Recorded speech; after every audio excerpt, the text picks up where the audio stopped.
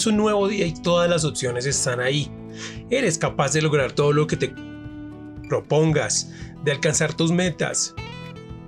Cuando escuchas a veces esos audios o cuando ves esos textos que te llegan al WhatsApp o al Facebook o al Instagram, y en ese instante estás atravesando por un estado bajo, entonces como que no puedes llegar a creer en esa clase de cosas. Pero hay un proceso dentro de la base de nuestra naturaleza que nos permite romper los estados bajos, salir de la nostalgia, la depresión, la tristeza. Lo que pasa es que no es algo sencillo, porque nuestra sociedad nos lleva por otro lado. Hoy vamos a hablar de cómo el juego nos ayuda a mantenernos animados, con energía y con las metas claras. Bienvenidos a Creative Life, Acra Vida, una vida mejor.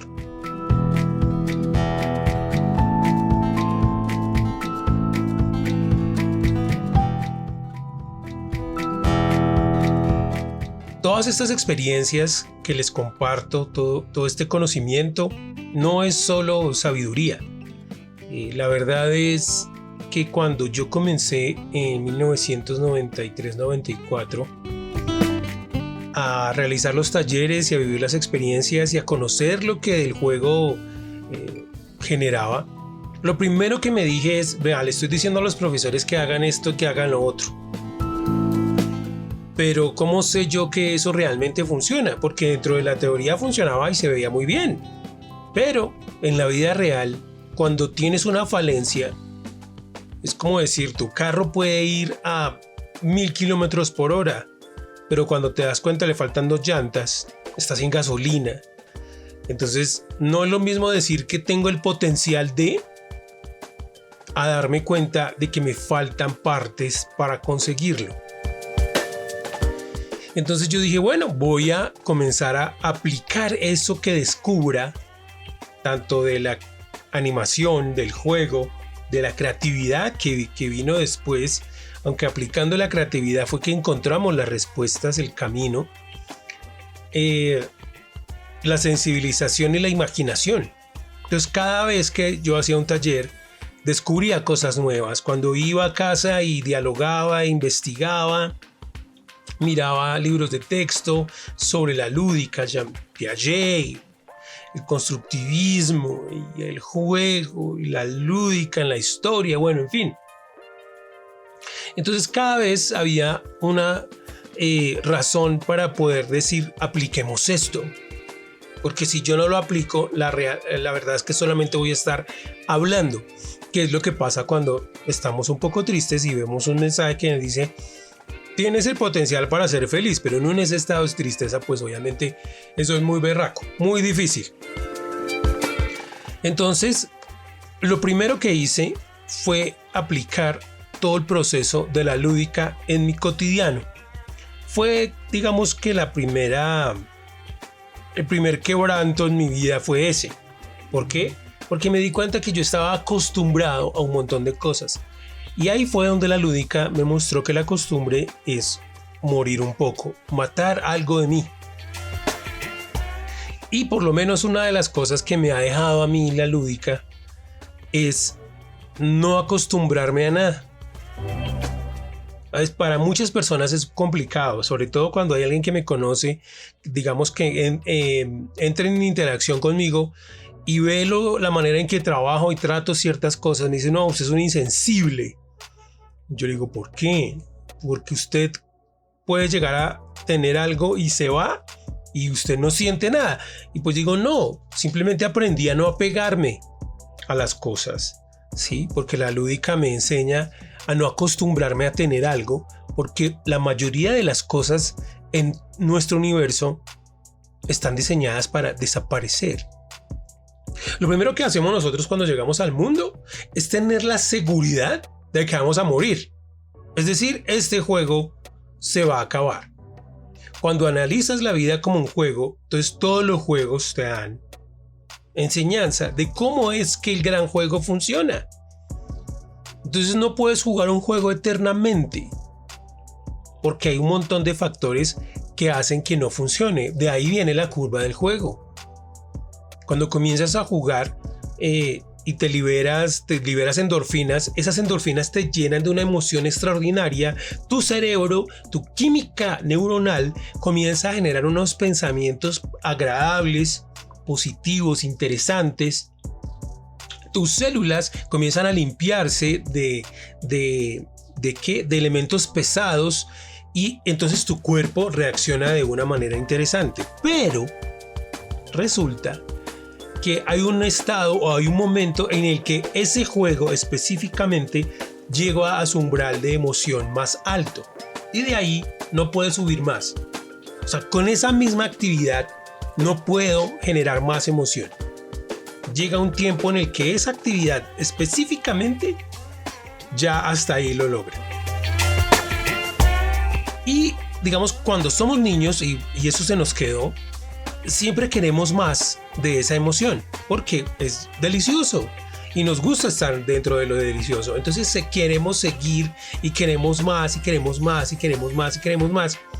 Entonces extendemos ese punto de la curva del juego donde está más arriba, donde deberíamos haber cortado, lo extendemos más allá, casi hasta el punto del agotamiento. Entonces resulta que, digamos que yo inicié mi actividad en el nivel 0 de estado de ánimo, por decirlo de alguna manera, y llegamos al nivel 100 del estado de ánimo. Estoy muy agradable, me siento muy bien, la pasamos pasando rico con las personas, pero entonces nosotros seguimos jugando. Y resulta que si yo no administro bien ese tiempo, es decir, si yo no conozco esa curva y sigo jugando, entonces es posible que cuando termine la actividad, ya no por cansancio, sino por aburrimiento, pónganle cuidado a eso, entonces resulta que puedo llegar a un estado menos 10, menos 20 de emoción. Entonces se vuelve complicado, ¿sí? Por eso cuando estamos caminando, dense cuenta que cuando aprendemos a caminar, que es una acción muy compleja, o sea, hay muchos factores en contra, la gravedad, el control de los huesos, el control de los músculos, la sincronización entre lo que tiene que hacer un pie, el otro pie, y lograr el equilibrio. O sea, hay una cantidad de factores externos muy complejos para poder caminar. Entonces, cuando el niño está explorando ese proceso de juego, él siempre, digamos, hay un momento en el que intuye que está en el estado más emocionante, pero como hay adversidad, entonces esa adversidad, es decir, hay obstáculos, se cae, se golpea. En esos momentos donde la emoción está muy alta, se encuentra con los obstáculos y entonces él corta la actividad y se dedica a otra cosa. O sea, nosotros por naturaleza no somos testarudos. Si fuéramos testarudos no hubiéramos aprendido a caminar. Somos creativos, tenemos la creatividad en el interior y por eso valoramos la base de los procesos y las cosas y las esencias. Y creamos procesos a cada rato. Entonces, si ustedes se ponen a observar a los niños generan procesos y actividades variadas para lograr sus objetivos. Entonces, por eso cuando caminamos nunca hacemos las mismas cosas, porque el cerebro y la naturaleza interna del cuerpo me dice: necesitas aprender a dominar no solamente tus piernas, sino cosas en tu cerebro, en tus ojos, a comprender lo que se llama el equilibrio. ¿Sí? Necesitas aprender a manejar tus manos para poder sostenerte, porque hay una parte del proceso de caminar donde me puedo poner en pie, logro vencer todo este asunto de la fuerza de gravedad que está en mi contra y la comienzo a usar a mi favor, que es un poco lo que es el equilibrio. Pero para eso necesito aprender a sostenerme. Y si mis manos no son fuertes, si mis dedos no agarran lo suficientemente fuerte, si no tengo esos conocimientos, entonces ese proceso se va a complicar. Así que mientras aprendo a caminar, desarrollo otras habilidades conjuntas que cuando las desarrollo adecuadamente, me ayudan a lograr los objetivos. Entonces recuerdan que no es solo aprender a caminar, sino que caminar es el resultado de un montón de procesos en sinergia, ¿sí? Simultáneos, que me ayudan a llevar a cabo ese otro objetivo. Entonces eso es lo divertido de jugar. Cuando yo juego, tengo un objetivo en mente. El caminar, digamos que básicamente aprender a caminar es poder aprender a transportarme por mí mismo, ¿sí? Entonces el objetivo que tiene mi ser natural en mi interior, mi naturaleza, es ayudar a que yo me transporte de un lugar a otro de manera segura utilizando mi cuerpo. Pero eso no es solamente mover los pies. Implica dirección, ubicación, manejo de los ojos, distancias, cálculo, muy complejo. El cálculo de la distancia de llegar aquí a allá es extremadamente complejo.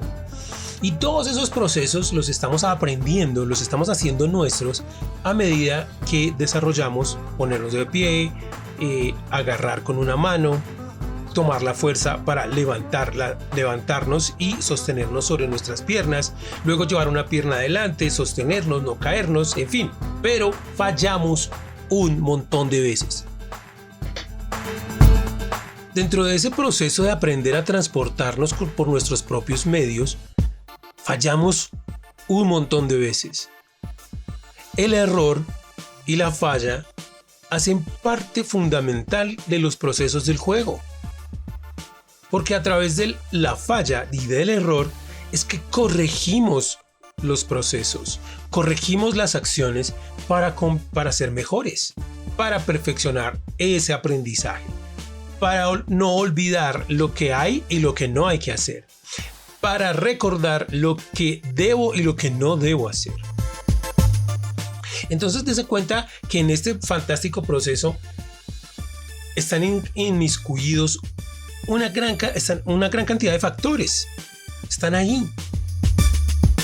Porque nos volvemos resilientes.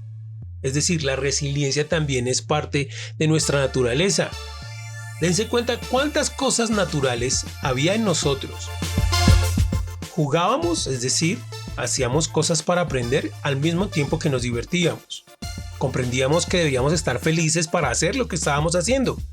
Y cuando la naturaleza detectaba que ya no había tanta alegría y tanta felicidad en ese proceso, cambiaba de proceso, pero sin perder el norte. O sea, nuestro cuerpo y nuestra naturaleza siempre tenían las metas claras. Vas a llegar, tarde o temprano, a transportarte por ti mismo, por ti misma, con tu cuerpo. Tarde o temprano lo vas a lograr, así que no importa la cantidad de adversidad que haya en tu camino, el estado de ánimo siempre era alto. Lo que yo les digo, ustedes, miren, obsérvenlo, es que lo pueden hacer ustedes mismos. Observen un niño que está aprendiendo a caminar o que esté gateando. Y jamás van a darse cuenta que ese proceso de caminar, de aprender a transportarse, lo hacen aburridos. El aburrimiento no es parte de nuestra naturaleza. Es una herramienta que nos dice cambia de actividad. No te acostumbres a esta sensación. Cambia de actividad, ¿para qué? Para mantenerte alegre, feliz, divirtiéndote y aprendiendo, que es lo que deberíamos estar haciendo todo el tiempo. El asunto es que como nos cercenaron el juego, dijeron ya no juegues más, ahora comienza a estudiar con otras técnicas, con otros procesos. Ya no había guías, sino que había alguien que sabía más que yo y tenía que compartirme su conocimiento u obligarme a adquirirlo. Entonces resulta que eso fue por otro lado. Se fue por otro lado. Dense cuenta que cuando uno, digamos, quiere aprender o desarrollar, por ejemplo, el deporte de las carreras, ¿sí? De la maratón o del sprint, de los 400 metros, de los 100 metros, uno siempre busca un entrenador. Y el entrenador es alguien que ya pasó, que ya adquirió ese conocimiento, que ya se enfrentó a esa clase de retos, a esa clase de adversidad. Entonces me guía para que yo no me dé por vencido. Me guía para que yo haga mío el conocimiento de lo que debo y de lo que no debo hacer. Me ayuda a ser constante, a no darme por vencido, a mantener el estado de ánimo alto. Entonces, digamos, en cuanto al deporte, la base de la guía es un poco más cercana a la lúdica. pero en cuanto al conocimiento, no. Las matemáticas no me las enseñan de esa manera, o sea, no me generan un camino de aprendizaje, sino que básicamente es un sendero de obligación hacia un conocimiento. El español, las sociales, la ética, la geografía, la historia, todos esos procesos del conocimiento que son esenciales para yo lograr una meta, no los trabajan con lúdica. Pero ponle cuidado. Hubo una gran cantidad de cosas que yo tuve que desarrollar para aprender a transportarme con mi cuerpo. ¿Sí? O sea, para aprender a caminar es solo una parte del proceso de transportarme, porque hay otras: manejar las distancias, los tiempos, ¿sí? La cantidad de esfuerzo que tengo que hacer, o sea, manejar el cansancio, dar energía. O sea, si yo me quiero transportar de un lado a otro como lo hacían antes, hace muchos años, que era solo caminando, ¿sí? Yo podía llegar, salir y caminar, o salir a correr bajo el desierto, pues, y obviamente eso iba a ser terrible, me iba a desgastar y podía ser mortal. Pero dentro de los procesos de aprender a caminar cuando yo era niño, había una cantidad de información que me daban para que yo conociera mis límites y cómo romper los límites, pero también cómo autopreservarme. Es decir, desde que yo aprendí a voltearme, cuando yo aprendí a tomar, a agarrar con la mano, a mover mis dedos, cuando yo aprendí a controlar el equilibrio, cuando yo aprendí todas esas cosas que me ayudan ahora a transportarme con mi cuerpo de un lado a otro, el objetivo era ese, transportarme. Pero había un montón de cosas ahí. Cuando yo voy al colegio o yo voy a la universidad, no hay un objetivo que sea en la misma dimensión. Simplemente es porque vas a ir ahí porque necesitas un trabajo que te dé dinero.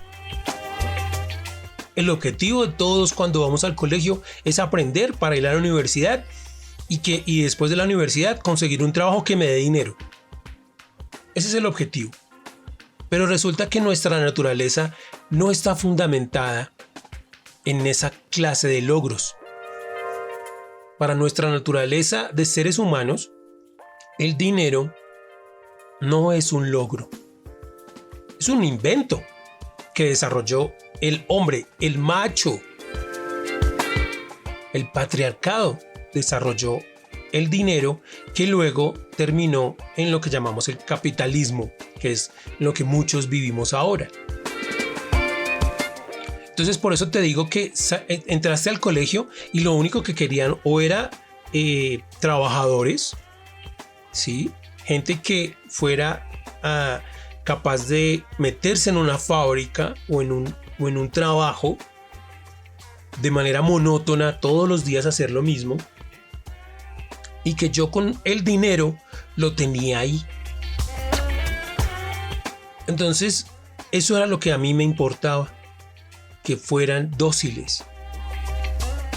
Y el dinero y la falta de dinero, como yo lo había inventado porque supuestamente eso se necesita para subsistir, entonces la gente, para vivir el sueño americano, se hacía unos esfuerzos enormes, aún lo hace, para llegar a Estados Unidos y conseguir más dinero.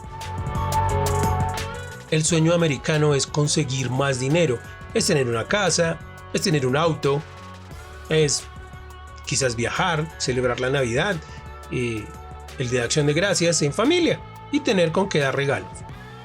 Ese es el sueño americano. Y cuando tú estás trabajando todos los días solo con esa idea en mente, pues obviamente hay un montón de cosas a las que vas a tener que acostumbrarte. Es decir, hay un montón de cosas que vas a tener que matar de ti para eso. Entonces la pedagogía debería cambiar, porque deberíamos perseguir algo más grande que el dinero, algo más grande que ese supuesto bienestar, porque los niños no dependían del dinero para estar bien, y durante mucho de nuestro tiempo de juventud el dinero no era la fuente de ingresos de nuestra felicidad. Recuerden que son los adultos los que nos comienzan a vender esa idea y nosotros la compramos muy bien. Porque si yo quiero algo, mi papá no me sabe explicar por qué o por qué no. Simplemente me dice, no hay plata. Me condiciona a que como no hay dinero, entonces yo no puedo tener esto. Como no hay dinero, entonces no podemos ir. Como no hay dinero, entonces tenemos que comer esto. Como no hay dinero, tenemos que ser infelices. Ese es el condicionante del dinero. Y yo sé que ustedes lo han escuchado en sus familias y en mucha gente. El que tiene plata marranea. Y los que no son marraneados. Eso lo dice mucha gente. El dinero, para poder atraer a esta gente a ser dócil, para volvernos dóciles, diseñó una de las cosas más simpáticas que existe en el mundo, para que sea nuestro objetivo: el lujo. El lujo es un invento del capitalismo para que tú sigas trabajando, para que tú sigas vendiendo tu tiempo valioso por dinero y consigas lujo. Pero el lujo es una mentira, es la mentira más grande del mundo. Había un cuento, a ver si lo sé contar bien, de un turista que llegó a un pueblo en una playa y había un señor que le había prestado un servicio y le dijo, bueno, ¿y usted qué hace? No, yo soy pescador. Dijo, bueno, ¿y su día cómo es? No, pues yo me levanto muy temprano, voy, pesco, luego llego a eso de las 10 de la mañana, vendo el pescado, luego me voy, juego con mis hijos, hablo con mi esposa, disfruto la tarde, pasamos una tarde, tomamos algo de licor, la pasamos rico y ya. Y entonces el turista, que dentro del cuento creo que era norteamericano, le dice, pero venga, ¿y usted por qué no trabaja más tiempo al día? Y el man le dice, ¿para qué? Pues para que gane más dinero. ¿Y para qué? Pues para que con el dinero compre más barcos, contrate más gente. ¿Y para qué? Pues para que con eso cree una gran empresa. ¿Y para qué? Pues para que con esa gran empresa usted comercialice eso en todo el mundo y tenga un conglomerado. ¿Y para qué? Pues para que así con el conglomerado haga mucho dinero y cuando tenga unos 60 o 70 años pueda llegar aquí, llegar al mediodía, disfrutar con sus hijos, disfrutar con su esposa, jugar y por la noche tomarse una cervecita. Entonces resulta que nos están vendiendo la idea de trabaje para tener lujo, para tener dinero que le dé lujos a costa de tu tiempo presente. No disfrutes el presente. Entonces hay una cosa terrible que se inventó el capitalismo y es la pensión. Es decir, ven, dame tu juventud, dame tu talento, dame tu cerebro. Yo te voy a pagar por él para que algún día, cuando ya estés cansado y un poco agotado y ya no tengas juventud, puedas hacer lo que quieras. Y por eso se inventaron la pensión. Entonces trabajas a cierta edad y te pensionas. Pero lo que han hecho, mira, lo que han hecho es impresionante, porque lo que hacen es que cada vez esté más lejos pensionarse.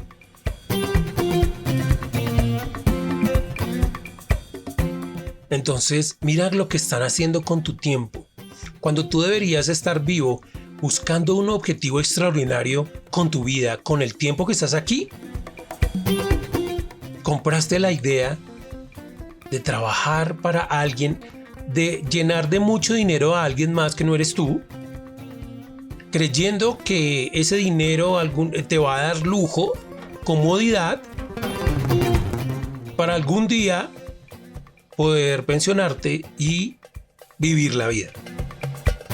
Ahora, también se inventaron un montón de cosas en ese intermedio. Por eso es que uno se angustia. Ponle cuidado. El trabajo es una cosa tan compleja y para la mayoría no hace parte de la construcción de sus sueños, ni de su realización, ni de las maravillas. La mayoría no hace eso cuando va a trabajar a una fábrica, a coser o a construir durante 8 horas diarias. Entonces, el mismo sistema capitalista dijo, pues usemos el entretenimiento para cuando no esté en horario laboral podamos sacarle el dinero que le damos. Entonces comercializaron y transgredieron y desarrollaron el licor y las cosas que están vinculadas al licor. Por eso es muy extraño, y ustedes me dirán si no, que cuando los hombres van a jugar fútbol terminan tomando cerveza. Es muy extraño que en las noches o los fines de semana, más que todo, todas las partes de entretenimiento vendan licor. Y que todo lo que esté promulgado en el exceso del licor es lo que necesitan. ¿Por qué dentro de los adolescentes y los after parties y los raves y todas esas cosas que se inventan para que un grupo muy grande de gente, escuchando un ritmo sinuoso seguido, el chimpún, chimpún, chimpún y todo eso, se diviertan? Eso no es diversión, pero bueno, la idea es que ellos se la pasan entretenidos, los están entreteniendo, una distracción con esa música. Entonces hay unos que ni siquiera toman licor, pero tienen que usar una droga. En cualquier fiesta de adolescentes y de jóvenes entre los 18 y los 25 años, de mi presente, de este presente donde estamos, y desde hace muchos años, tiene que existir el licor para divertirse, bueno, para entretenerse, para distraerse, y tienen que existir drogas. Entonces, si lo analizamos desde ese punto de vista, dense cuenta que al perder el juego, cuando éramos niños, es que nosotros perdimos el juego casi a los 2 años de edad. Y solo se condicionó el juego como parte de dispersión, de entretenimiento, y no como una base pedagógica de seguir creciendo como seres humanos para desarrollar todo lo demás. Entonces, cuando nos quitaron el juego a tan temprana edad, nos quitaron nuestra herramienta de crecimiento humano, de desarrollo humano, entonces lo que adquirimos fue una cantidad de mañas y de enfermedades emocionales que son enormes. Ve uno las estadísticas. El 60 o 70% de los matrimonios no dura un año. El 90% de los hombres ha sido infiel alguna vez. El 80% de los hombres está cerca del grado del alcoholismo. Hay cada año el porcentaje de niñas menores de 15 años que quedan embarazadas y son madres solteras aumenta. ¿Sí? La depresión es una enfermedad que aumenta cada año. La ansiedad es una enfermedad que aumenta cada año. Las enfermedades que son causadas por elementos psicológicos, psicosomáticos, cada año aumentan. Entonces el asunto es que nos hace falta volver a jugar, pero nadie sabe cómo. Y preferimos distraernos, entretenernos o perdernos en las drogas, en el alcohol, en la lujuria. Vea, un hombre de mediana cultura que tenga mucho dinero lo invierte básicamente en licor, en drogas y en sexo. Y nuestra historia, cuando ustedes ven en las noches El cartel de los sapos, Sin senos no hay paraíso, están viendo exactamente eso. Las mujeres comienzan a desarrollar su valor en atraer a los hombres con su libido, porque los hombres que tienen dinero gastan en mujeres, gastan ese dinero en mujeres, no lo invierten en mujeres, y quieren mujeres que sean atractivas, que despierten su libido. Entonces ellas lo que hacen es basar su valor en el libido que despiertan en los hombres, porque los hombres con plata la gastan en drogas, licor y sexo. Si Si me están diciendo que eso no es cierto, entonces dense cuenta que más del 70% de la audiencia a nivel mundial en la pornografía es masculina. El porno existe por los hombres, porque los hombres necesitan distraerse, necesitan suplir esa supuesta necesidad que tienen. Es pura carreta, es que nosotros tenemos necesidades, entonces yo tengo que encontrarlas y buscarlas.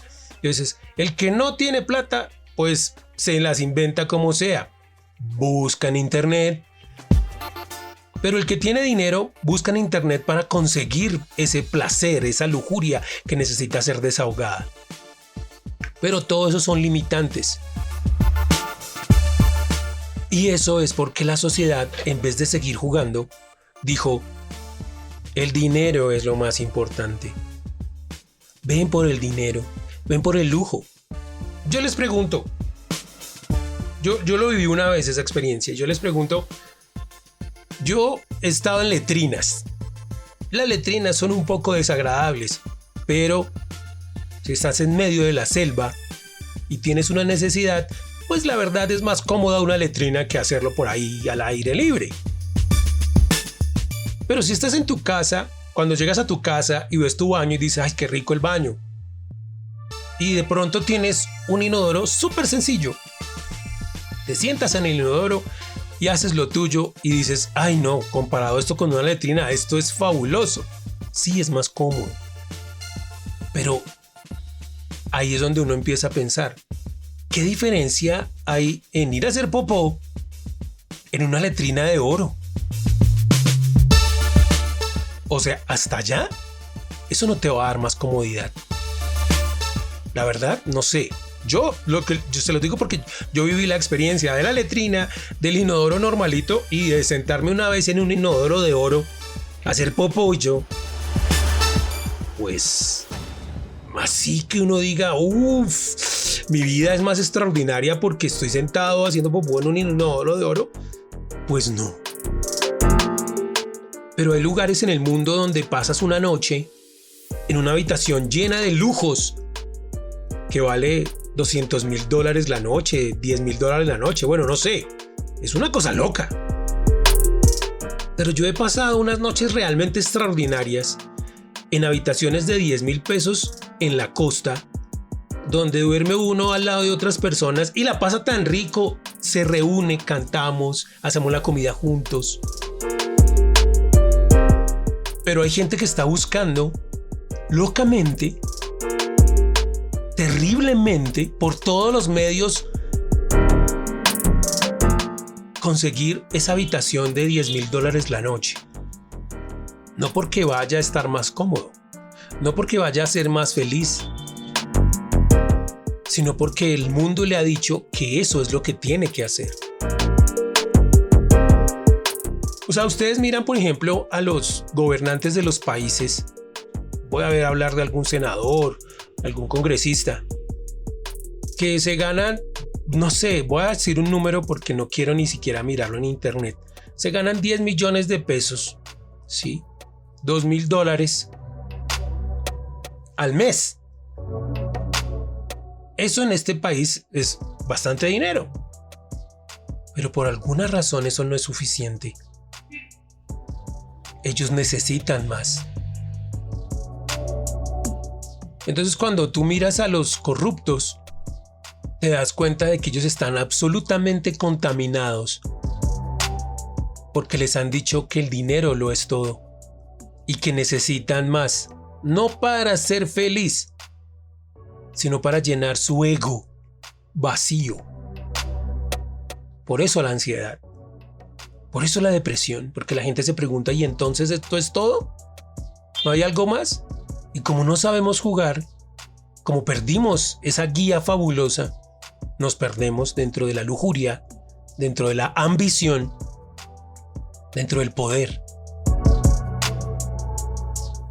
Entonces el dinero es poder, dicen por ahí.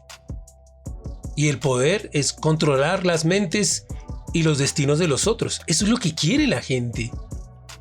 Eso es lo que buscan los demás. Y hay presidentes que son absolutamente egocentristas, vanidosos y soberbios, que tienen unas ideas absolutamente infuncionales, no funcionan para nada, pero su soberbia los lleva a cumplirlas por encima del beneficio de todos los demás. Entonces, yo solo les dejo la pregunta a todos ustedes y a todas ustedes. ¿Sobre qué basas el valor de tu vida? ¿Cuáles son tus objetivos en este planeta? ¿Viniste a trabajar y trabajar y trabajar y a conseguir plata, a comprar una casa y a comprar un carro? ¿Esa es tu meta? ¿Trabajar y trabajar para poder viajar? Conozco mucha gente que viaja y no tiene un solo peso en el bolsillo. Yo mismo lo he hecho varias veces. ¿Cuál es tu objetivo en esta vida? ¿Te diviertes? ¿Eres feliz? ¿Cómo mides el éxito? ¿Por la cantidad de dinero y de cosas que tienes o por la felicidad que experimentas cada día? Porque tener mucho dinero no es ser exitoso o exitosa. Tener casa, carro y beca, mansiones y castillos, poder dormir en una habitación de $20,000 la noche en Dubái, no te hace exitoso. Solo es un factor, pero no te hace exitoso. Así que analízalo muy bien. Y si quieres comenzar a cambiar para tener una vida mejor, entonces te espero en el próximo episodio. También espero que compartas este episodio con personas a las que tú digas, oiga, esto hace falta escucharlo, hace falta comenzar a analizarlo, a socializarlo. También espero que veas los videos de Acravida en YouTube con K, Acravida con K sin H. En YouTube. Y si te reúnes con 3 o 4 personas que quieran desarrollar una vida mejor a través de la lúdica, de ese proceso natural de la lúdica, entonces puedes comunicarte con nosotros por el WhatsApp y esa primera sesión no tiene costo. Es solo un inicio. Si te gusta lo que vives, pues miramos cómo se continúa. Si no te gusta, pues no pasa nada. Califiquen este capítulo. Si les pareció algo interesante o si no les pareció algo interesante, también deje sus comentarios tanto aquí en el podcast como en nuestras redes sociales. Creative Life, Acravida. Con ustedes estuvo Wilson Sarria y los espero, Dios mediante, en nuestro próximo episodio de Creative Life, Acravida, una vida mejor.